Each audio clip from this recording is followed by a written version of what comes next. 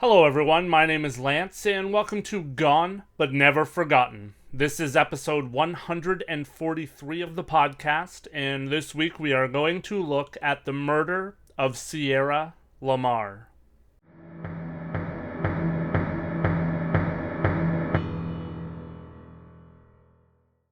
Sierra LaMar was born to her mother Marlene and her father Steve on October 19th of 1996 in Fremont, California.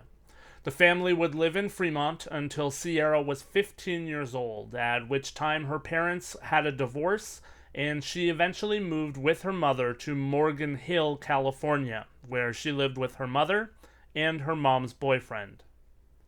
Both in Fremont and in Morgan Hill, Sierra was very well liked, and she was known to have a very unique ability to make everyone around her laugh all the time.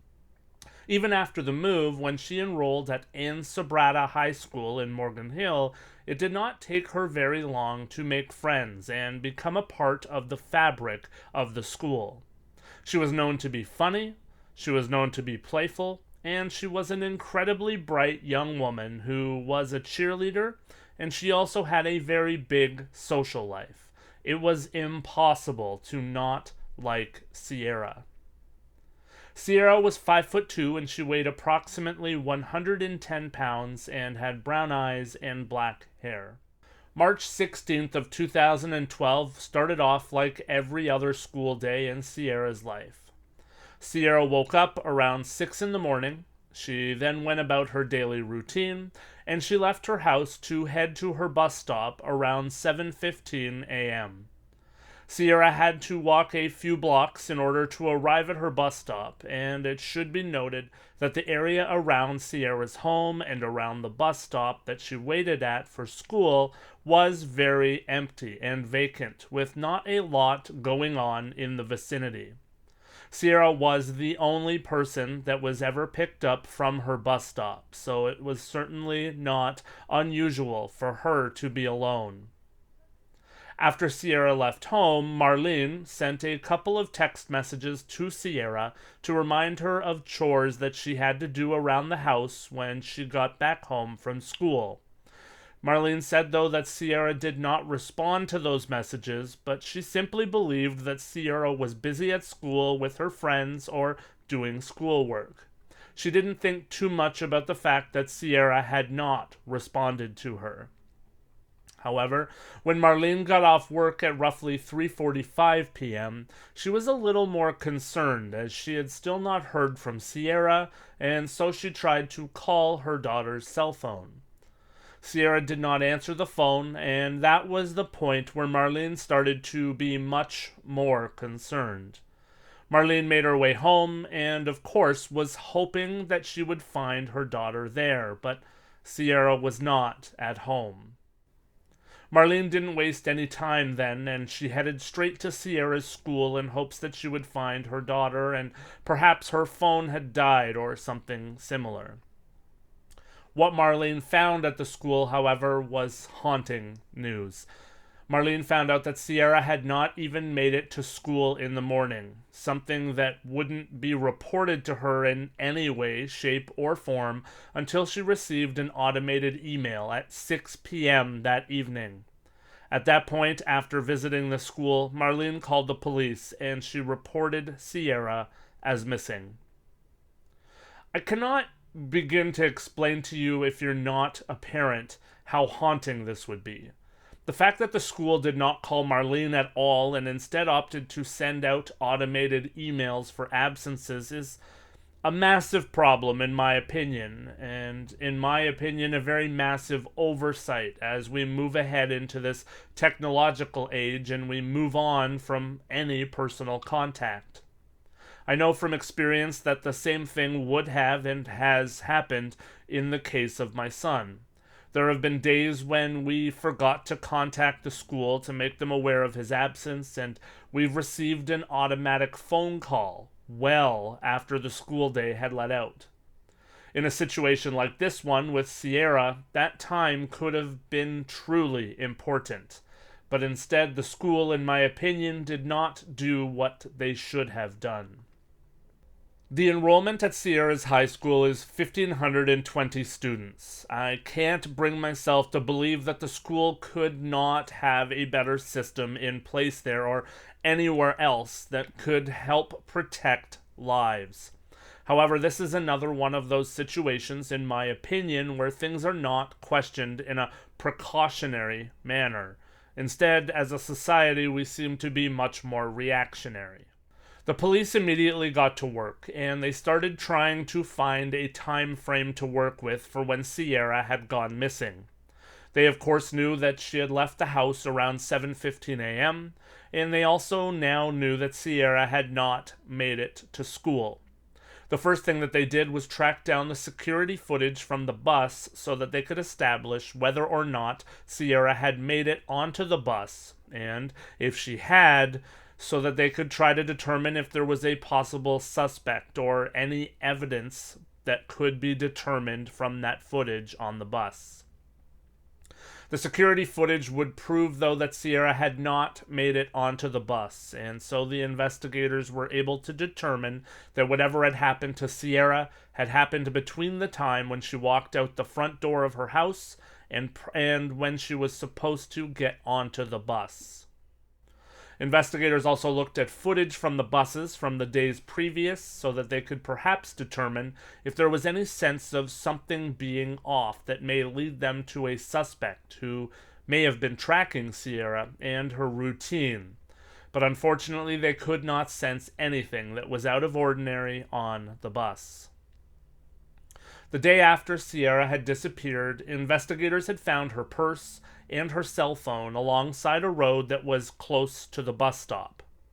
Prior to those discoveries, the police had been considering Sierra as only a missing person, and they had not considered that foul play was a factor in the missing person case. Her phone had been found 2 miles from her home, completely intact, and it was deemed that it appeared as though her belongings may have been thrown out from a moving vehicle. The investigation was then changed rather quickly from a disappearance to an involuntary missing persons case underneath the umbrella of kidnapping or abduction. 2 days after Sierra had gone missing, near a shed a few miles from Sierra's home, investigators found Sierra's bag hidden nearby a shed. Inside of the bag were Sierra's jeans and a San Jose Sharks sweater that she had been wearing when she left home on the day that she went missing.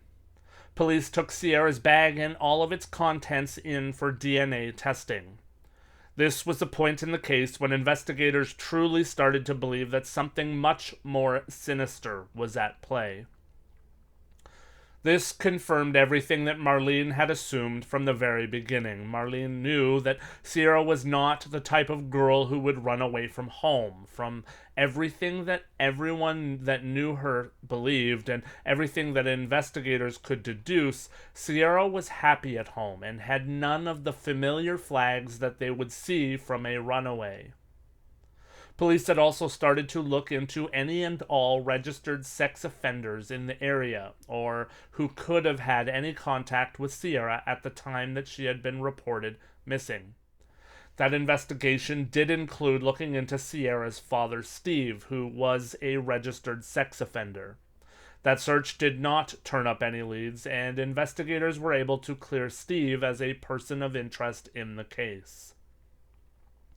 A massive search effort was launched, and the Santa Clara County Sheriff's Office used dive teams to search several lakes and reservoirs around Morgan Hill. Hundreds of volunteers were also signed up and trying to help find Sierra, even though weeks were stretching to months, and the belief was that finding Sierra alive was becoming less and less likely. People simply wanted to help return Sierra home in some form or fashion for her family and for the peace of mind of everyone else involved. The independent search efforts were coordinated by a non-profit group called Class Kids Foundation, and they searched the area around Sierra's home and the secluded bus stop extensively. That area was incredibly challenging. As mentioned, the area was very barren, but it was filled with fields, hills, reservoirs, woods, ravines, and brush that was incredibly thick, making every search and every step challenging. Some of those searchers came across used condoms that were near a small box that was labeled at stainless steel handcuffs near the end of a dead-end road. When this was presented to the sheriff, however, the sheriff's office determined that the find was tied to local teenagers, as the items were found where teens from the area would go and park and make out and have sex. The items were, however, submitted for testing just to make sure. Around the end of March, a tip came in that there had been a man driving in the area in a bright red Volkswagen Jetta. Multiple people said that they had seen the car in the area and that the vehicle was not familiar to them. The Jetta was seen in the area during the time that it was believed that Sierra had gone missing. When the DNA testing came back from the items that were found in Sierra's bag, the investigators found that not only did the DNA have a match, but they had a match in the system. The DNA on some of Sierra's belongings were a match with a man named Antolin Garcia-Torres. Antolin was a 21-year-old man who lived only 7 miles away from the bus stop that Sierra was headed to on the day that she went missing. Antolin had a criminal history, having been in trouble in the past for felony battery resulting in serious bodily injury 3 years prior to Sierra's disappearance. Antolin had also been arrested in the past for obstruction of a police officer, vandalism of a jailhouse cell, and having sexual intercourse with a minor. After the DNA match, investigators obviously placed Antolin under 24-hour surveillance, and they also checked video footage from the Maple Leaf RV park where he lived with his mother, and they quickly noticed while watching him that Antolin drove a red Volkswagen Jetta. Not only did they notice that Antolin drove the vehicle that had been seen in the area where Sierra had gone missing from, they also noticed while checking surveillance that Antolin had in fact left the trailer park 15 minutes before Sierra was going to leave home to head to the bus stop. At that point, Antolin was brought in for questioning, and he claimed that he had left home and that he had gone on a fishing trip all by himself. He said that he had told his mother also that that's what he was doing.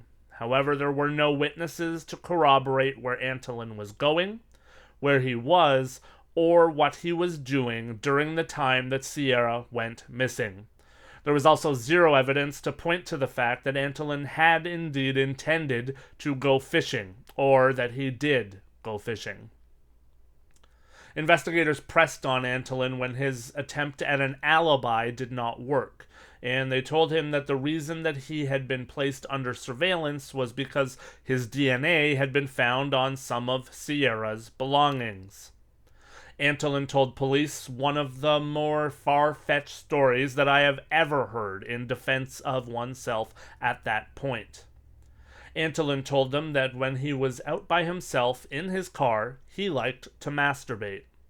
He said that when he did so, he would use tissue that was inside of the car to clean himself up, and he then most often threw the tissues out the window of his car. Antolin's defense, believe it or not, was that perhaps one of the tissues that he had thrown out the window of his car had landed on Sierra's bag and thus transferred his DNA onto her belongings. As I'm sure that you can imagine, the police did not buy into this story that Antolin told them because, frankly, it's completely outlandish. Investigators would then check Antolin's car and they would find that Sierra's hair was found in the trunk wrapped around a rope, and Sierra's fingerprints were also found inside of the car on the inside rear door handle. I would love to hear how Antolin would explain that a missing girl's fingerprints were found inside of his car, but I digress. On May 21st of 2012, Antolin was formally arrested at the Safeway store that he worked at in Morgan Hill. The arrest came over 2 months after Sierra had gone missing. Antolin was charged with the kidnapping and the murder of Sierra LaMar. From the very beginning, Antolin claimed that he had no idea who Sierra was, and he had nothing to do with her disappearance. Antolin's mother was also very vocal in defense of her son, saying that he was innocent, and saying that there was no possible way that he was capable of committing the crimes that he was being charged with. However, Antolin was further charged in the cases of 3 different women who said that he had attempted to kidnap them outside of the Safeway store that he worked at. So, there certainly was a track record of Antolin attempting to kidnap women, or a track record of many, many people lying about what he was doing, and a lot of evidence that pointed at him as an assailant in more than one case. As the case waited agonizingly long, as most do, to get to trial, on Saturday, March 14th, 2015, nearly 3 years to the day after Sierra had gone missing, Sierra's family made the incredibly hard decision of making that the last official day of searching for Sierra for any sign of Sierra. The trial for Antolin itself did not take place until January 30th of 2017, almost 5 years after Sierra went missing. At the trial, the cases were presented against him for the kidnapping and murder of Sierra, as well as for the 3 attempts to kidnap that had taken place in 2009. Antolin's DNA was discovered on Sierra's jeans, which were later dumped in her bag alongside the road. In court, Antolin's defense combated this by saying that proper DNA protocol was not followed in the case, and that the bag and its clothing had been contaminated, which corrupted the DNA analysis. There was something to this, as many criminal analysts paying attention to the case said and have said that when explaining the breaks in protocol to the jury, the defense team did a great job and actually did prove that protocols were not properly followed. The defense team was also able to present that none of the 3 women who were allegedly assaulted in the Safeway parking lot were able to pick Antolin out from a photo lineup.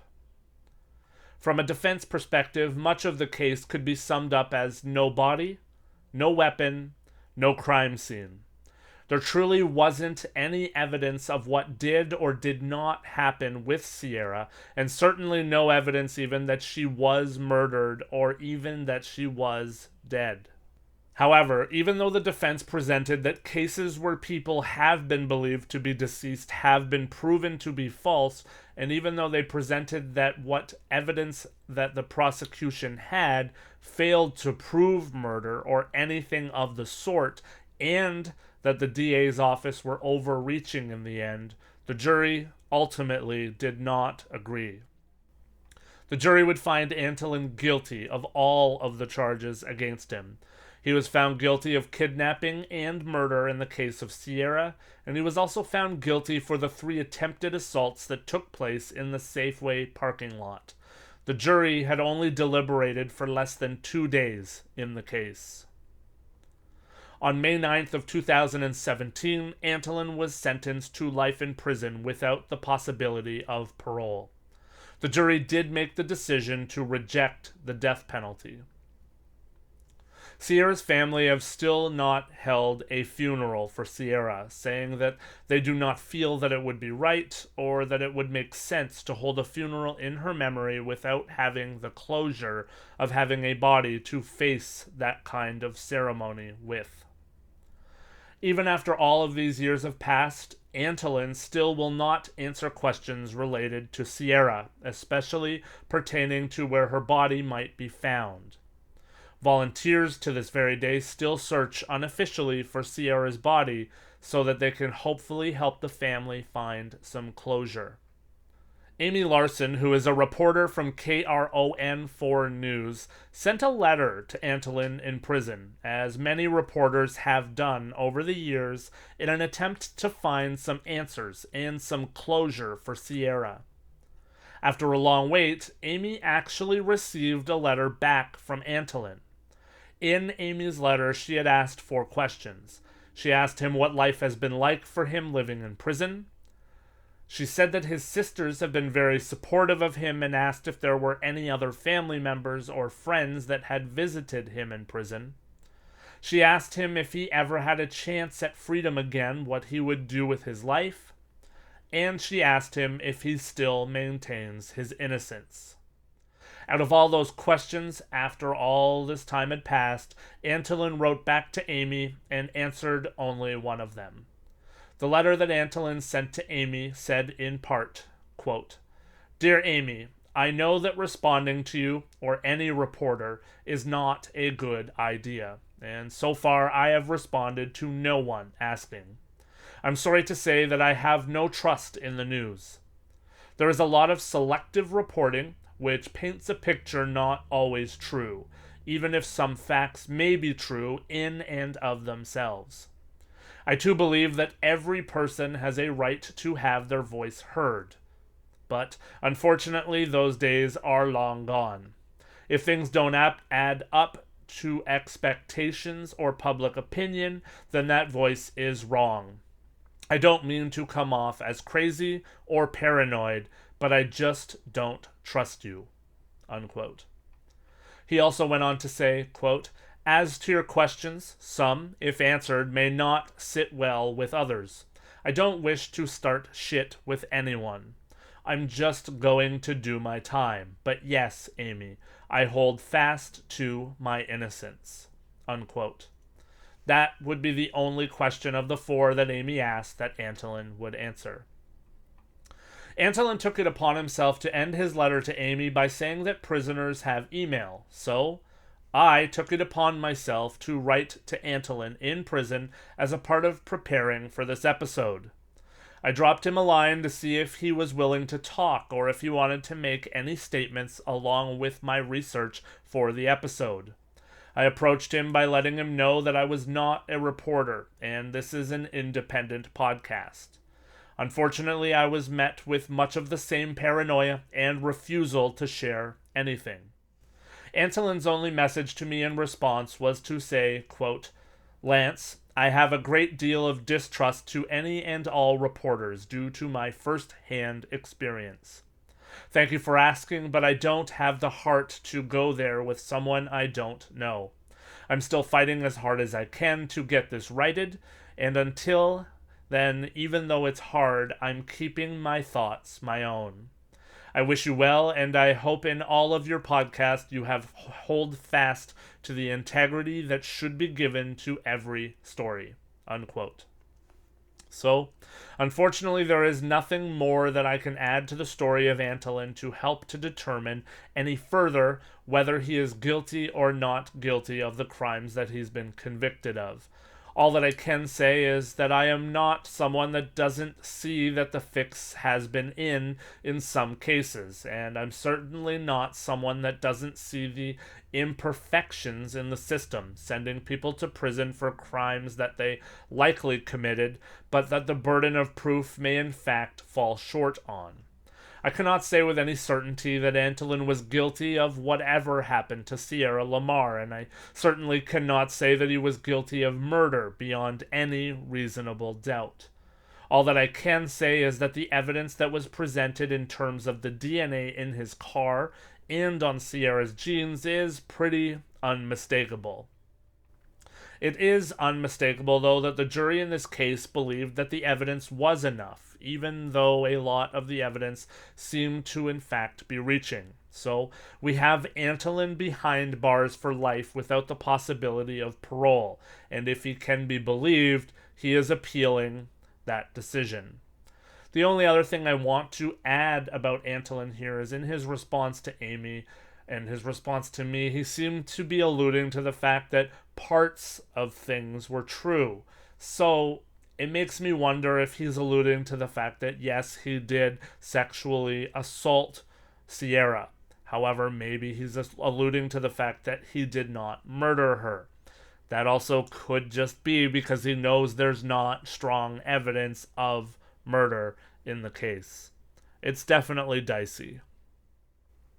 On the other side of things, it certainly seems that Sierra's family believes that Antolin is the guilty party in this case, and they have stated that they have managed to find some semblance of peace in the fact that Antolin will not be able to harm any more women.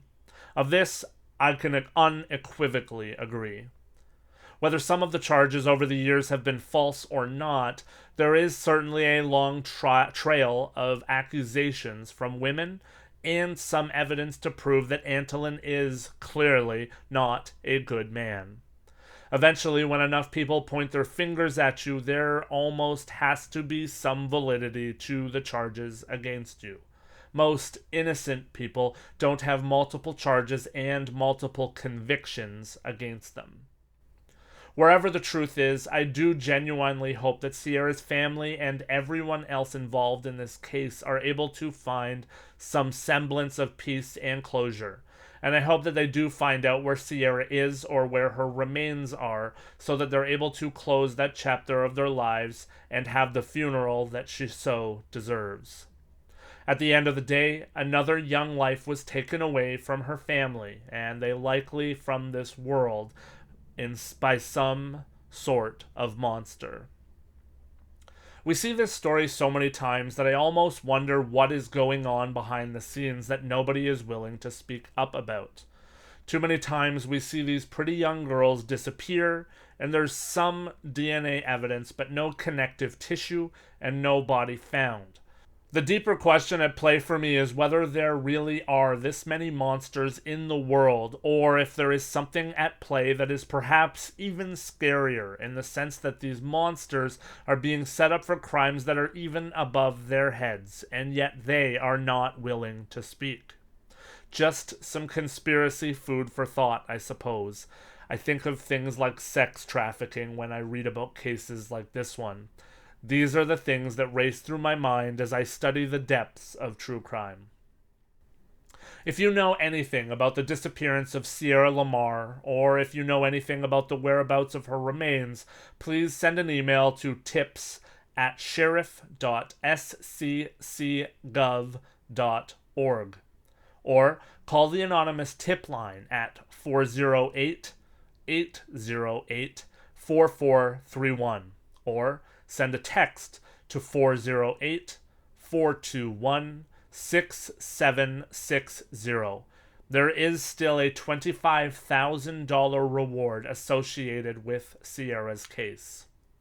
At the time of her disappearance, Sierra was 5'2" and weighed approximately 110 pounds. She had long brown hair that was dyed black. She had brown eyes, and she had a 4-inch scar on her back and a mole in the middle of the front of her neck. At this point, I will end the episode as always by wishing that you and yours are well, and thanking you all for tuning in for another episode of Gone But Never Forgotten. I am now working on the next patron-only episode of the show, which should be dropping in the next couple of weeks. And Bailey and I are also working on our next collaboration episode, which will drop near the end of August. Please head over to patreon.com/GBNF podcast and sign up to be a supporter of the show to check out those special patron-only episodes and so many more perks. In the meantime, please be well, be safe, and be better. Thank you for listening to Gone But Never Forgotten. I'll see you next time.